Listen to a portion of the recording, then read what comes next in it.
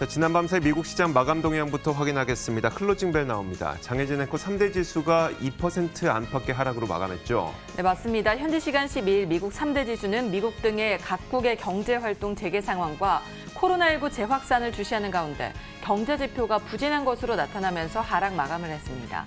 이보다 앞서 시장은 미국과 중국의 관계에 더욱 주목을 하는 모습이었는데요. 미국과 중국 사이에 2차 무역 전쟁의 불씨가 다시 살아나고 있습니다. 트럼프 행정부가 연기금을 중국 주식에 투자하는 것에 대해 제동을 건 것인데요. 코로나19 사태를 계기로 트럼프 대통령이 중국에 경고해온 경제적 응징인 것으로 해석이 됩니다. 지표도 발표가 됐습니다. 지난 4월 미국의 소비자 물가 상승률은 전월 대비 큰 폭으로 하락을 했는데요. 0.8% 떨어져 금융위기 당시인 2008년 12월 이후 가장 큰 폭의 하락을 기록을 했습니다. 코로나19 사태로 마이너스 물가가 심화되자 트럼프 대통령은 마이너스 금리 도입을 촉구하기도 했는데요. 그는 디플레이션 우려가 커지는 상황에서 다른 국가들이 마이너스 금리의 혜택을 보고 있는 한 미국도 이를 도입해야 한다고 주장하면서 연준에 추가 압박을 가했습니다. 하지만 최근 회사채와 ETF 매입을 시작한 연준은 마이너스 금리 도입 가능성에 대해서 부정적인 입장을 고수하고 있습니다.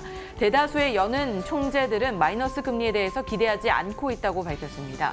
이외에도 지난 4월 미국 소기업들의 경기 낙관도가 코로나19의 여파로 급락하면서 7년 만에 최저치를 나타내기도 했는데요. 4월의 소기업 낙관 지수는 90.9였는데 최근 3월에서 4월 두 달 동안 13포인트 넘게 떨어져 2013년 이후 최저 수준까지 떨어졌습니다.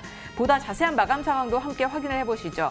먼저 상승 출발했던 다우지수 오후장에서 하락 전환했습니다. 낙폭을 키워나갔고요. 1.89% 떨어져 23,764포인트의 거래를 마쳤습니다. 이어서 나스닥 지수도 확인을 해보시면 2% 넘게 하락을 했습니다. 9,002포인트의 9,000선을 겨우 지켜냈고요. 상승 출발을 했지만 등락을 거듭하면서 하락 전환했다가 반등을 시도하기도 했습니다. 막판에 하지만 하락폭을 확대해 나갔고요. 이날 전날 많이 올라줬던 대형 기술주들이 부진한 흐름을 보여주면서 나스닥 지수의 하락세를 이끌었습니다. 마지막으로 S&P 500 지수까지 확인을 해보시면요. 2.05% 떨어져 2,870포인트의 거래를 마쳤습니다. 장 초반에 크게 떨어져 하락세를 나타냈고요. 소폭 반등을 시도를 하다가 실패를 하고 이내 하락세로 전환해 하락폭을 키워나가는 모습이었습니다. 이렇게 3대 지수는 모두 하락 마감을 했는데요. 이날 상품 시장은 어땠나요?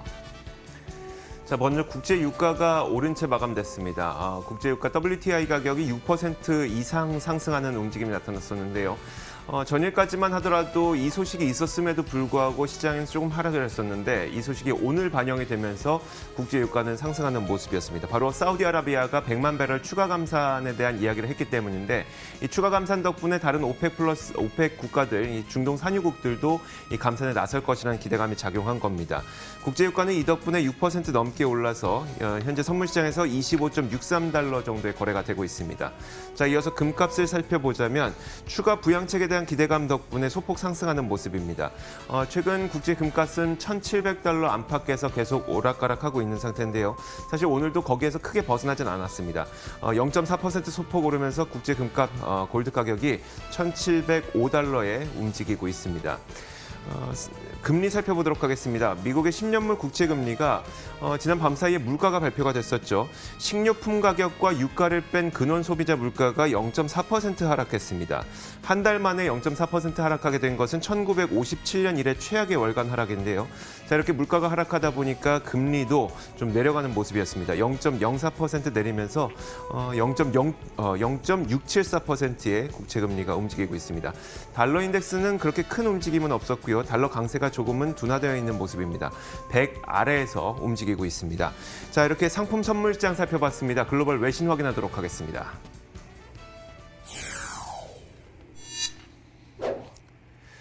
자, 첫 번째 소식 장혜진 앵커가 정리해 주시죠. 네, 앤서니 파우치 소장이 미국 의회에 미국 내 코로나19는 아직 통제되지 않았다면서 섣부른 경제 재개는 불필요한 죽음을 초래할 수 있다고 경고의 메시지를 보냈습니다. 보다 자세히 확인을 해보시면요. 앤서니 파우치 미국 국립 알레르기 전염병 연구소장은 이 미국 상원 보건교육위원회 청문회에서 증언을 할 예정인데 그가 낸 의견은 섣부른 경제 재개가 불필요한 죽음과 고통을 초래한다면서 미국이 재개 가이드라인의 체크 포인트를 무시하고 건너뛴다면 미국 전역에서 또다시 코로나19가 확산하게 될 것이라며 2차 감염 상황을 볼 수 있을 것이라고 예측을 했습니다. 그는 섣부른 경제 재개가 굉장히 위험할 수 있다고 경고를 한 건데요. CNBC에서는 이에 대해서 파우치 소장의 이러한 의견이 트럼프 대통령과 갈등을 야기할 수 있다고 내다보기도 했습니다.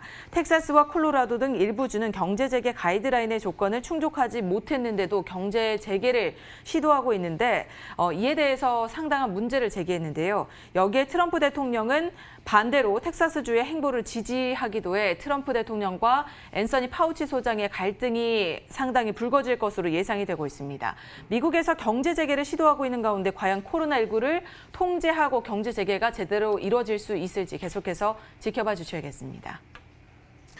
자, 로이터에서는 중국이 미국과 맺은 1단계 무역 협상 내용을 이행하기 위한 작업에 진행 중이라고 익명의 소식통을 인용해서 보도했습니다. 아직까지는 우리가 우려하고 있었던 미중 간의 무역 합의 파기 등 최악의 상황으로 치닫을 것 같지는 않은 것으로 보이는데요. 지난 1월에 합의됐던 1단계 무역 합의에 따르면 중국은 미국으로부터 2천억 달러 규모의 추가적인 수입을 하기로 했습니다. 하지만 지난 4월 이 중국의 대미 수입액을 살펴보면 코로나 사태로 인해서 전년 동기 대비 11.1%나 급감하는 현상을 보였는데요. 자, 그만큼 중국에서는 코로나 사태로 인해서 1단계 무역 합의에 따른 이 수입을 하지 않았다는 것을 증명을 합니다. 또 이런 가운데 코로나 사태 책임론을 두고 미중 간 갈등이 높아지고 있고 미국이 추가적인 관세를 부과하거나 아니면 1단계 합의 내용을 취소하거나 하는 최악의 상황으로 가는 것 아니냐는 우려가 계속 부상이 됐었습니다. 하지만 로이터가 익명의 소식통을 인용해서 보도한 바에 따르면 중국 관료들이 최근에 꽤 많은 여러 차례의 만남을 갖고 있다고 합니다. 그리고 합의 사항을 어떻게 이행할 것인지 논의하고 있다고 그 내용을 전했고요. 또 미중 양측은 긍정적인 방향을 향해서 가고 있고 최근 몇 개월간 만약에 이행하지 못한 부분이 있다면 나머지 몇 개월 동안 그 부분을 보완해 나갈 것이라고 소식을 전하기도 했습니다. 또 한 사람의 소식통을 인용해서는요. 현재까지 1단계 협상 내용을 취소하고 또 다른 협상에 들어갈 가능성은 높지 않다고 전하기도 했습니다. 네, 다음으로 종목 소식 이어가겠습니다. 미국의 FDA에서 모더나가 임상시험 중인 코로나19 백신에 대해서 패스트트랙을 승인을 했습니다. 보다 자세한 소식을 CNBC로 확인을 해보시면요. 임상시험 중인 코로나19 백신의 패스트트랙을 승인을 받아서 최종 승인 검토 속도를 높일 수 있게 됐다고 설명을 했는데요. FDA의 패스트트랙은 심각한 상황에서 치료제와 백신을 신속하게 검토하기 위해서 고안된 법안입니다. 이 자격을 획득하게 되면 제약사는 FDA와 보다 더 자주 만날 자격을 얻게 되고 백신과 치료제에 대해서 논의할 수 있는 기회가 많아진다고 하는데요. 모더나는 올 초여름쯤에는 백신에 대한 후반 국면의 연구, 즉 임상 3상에 들어갈 수 있을 것으로 내다보고 있습니다. 또 2021년에는 최종 판매 허가를 받을 수 있을 것으로 기대를 하고 있는데요. 모더나는 중국 등과 코로나 백신 개발 경쟁 중에 있습니다. 미국 정부도 여기에 적극적으로 지원을 하고 있는데요. 지난달 모더나는 4억 8,300만 달러를 정부로부터 지원을 받아서 열띤 임상시험을 진행 중입니다. 현재는 100개가 넘는 코로나19 백신 후보들이 개발 중에 있는데 이 중 몇 개는 임상시험 단계에 지금 진입을 해 있고 하지만 지난 4월 WHO가 백신 개발에 최소 12개월, 최대는 18개월까지 걸릴 것으로 예상을 하면서 백신 개발이 그렇게 쉽게 되지는 못할 것이라는 예측도 나오고 있습니다. 자, 다음 소식은 바로 매각 관련된 소식이 전해지고 있습니다. 우버가 이 미국의 배달 업체인 그럽허브를 살 것이라는 보도가 나오면서 그럽허브의 주가가 이 장중 한때 37%까지 폭등하기도 하는 현상이 나타났었는데요. 워낙 그 주가가 크게 폭등하고 이 내용이 공식적으로 나온 내용이 아니라 언론을 통해서 보도된 내용이기 때문에 이 거래가 중단되는 사태도 몇 차례나 발생을 하기도 했습니다. 자, 이날 블룸버그에서는 최초로 이 그럽허브 한 주당 우버 2.15주를 제공하는 방식으로 그럽허브의 모든 주식을 우버에 매각하는 이 딜이 논의되고 있다고 보도를 했는데요. CNBC가 그럽허브의 확인을 요청했자 이 매각설에 대해서는 확인시켜주지는 않았습니다. 다만 기업 가치를 끌어올릴 수 있는 기회를 우리는 계속 찾고 있다라는 답변을 그럽허브에게 들었다고 하고요. 사실 그럽허브의 매각설은 이번이 처음이 아닙니다. 올 초에도 월마트를 비롯한 식료품 기업들이 인수를 추진하고 있다는 리포트 리포트가 나왔지만 당시에 그로퍼브에서는 우리는 아직 기업을 매각하기 위한 모호한 위치라면서 아직은 그런 계획이 없다라고 밝히기도 했었고요. 자, 우버는 반면에 우버이츠라는 배달 서비스 사업을 빠르게 키우고 있죠. 그래서 월마트 매각설이 나올 때와는 조금 다르게 시장이 받아들이고 있다는 분위기입니다. 자, 만약 두 기업이 합병을 이루게 된다면 미국의 배달 시장은 3강 구도를 형성하게 되는데요. 현재 가장 큰 배달 기업이 미국에서는 도어대시와 포스트메이트인데 세 번째로 우버가 부상하게 되는 겁니다. 우버는 사실 도어대시와도 합병을 시도한 바 있었는데 배달 플랫폼은 과점을 선정하는 것이 굉장히 중요하기 때문에 앞으로도 인수합병과 관련된 이야기는 계속 나오게 될 것으로 보입니다. 자, 이렇게 외신과 함께 종목 뉴스 살펴봤습니다. 맨해튼 나우 이어가도록 하겠습니다.